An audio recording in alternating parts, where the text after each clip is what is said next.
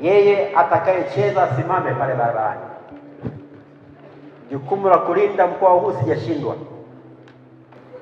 Ujanja, utapeli, ulevi hivi huni, mimi si hayo mambo sijui.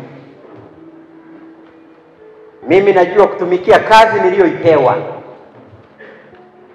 Nimepewa kazi ya kuwa mwenyekiti wa kamati ya ulinzi na usalama ya mkoa huu wa Tabora. Mkoa mkubwa kijiografia kuliko yote nchini. Kwamba nihakikishe ulinzi na usalama vimetamalaki.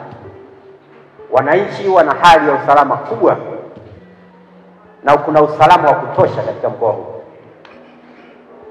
Na waambieni walimu wakuu nyinyi na maafisa elimu na viongozi wote mliopo hapa, nendeni mkafanye kazi. Hakuna mtu wala kikundi kitasimama pale shule ikafungwa kwa ajili hiyo.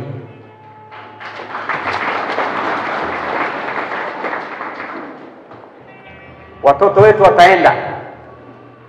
wataenda shuleni asubuhi kwa mujibu wa ratiba zilizopo za nchi, na watarudi majumbani mwao salama. Na hakuna shule itafungwa kwa sababu ya mlevi au muhuni mmoja. Na hatutazuia mtu kutembea. Mtatembea usiku na mchana. Hatutazuia mtu kwenda baa, utalewa utakavyo. Yapo mazingira lazima ionekane kweli umekunja sura. Yapo mazingira ya kucheka, tutacheka. Mimi sina kicheko cha namna hiyo. Yapo tutafurahi, tunafurahia matokeo, ushindi, tutakula pamoja.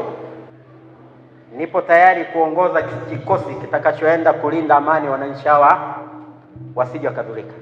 Basi kama kitakufa chote, na mimi nitakuwa miongoni mwao watakao wamekuwa wameuawa na wale vibaka au wahuni wale hao, na mimi nitakuwa miongoni mwao. Wala msiwaze kuhusu mkuu wa mkoa.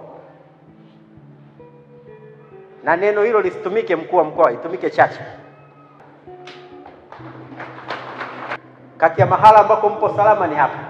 Wala usije ukakaa ukawaza kwamba kuna mtu atakuja kukuvamia wewe, akuchomee nyumba yako, achome duka lako, achome sheri yako. Mimi nipo mbali.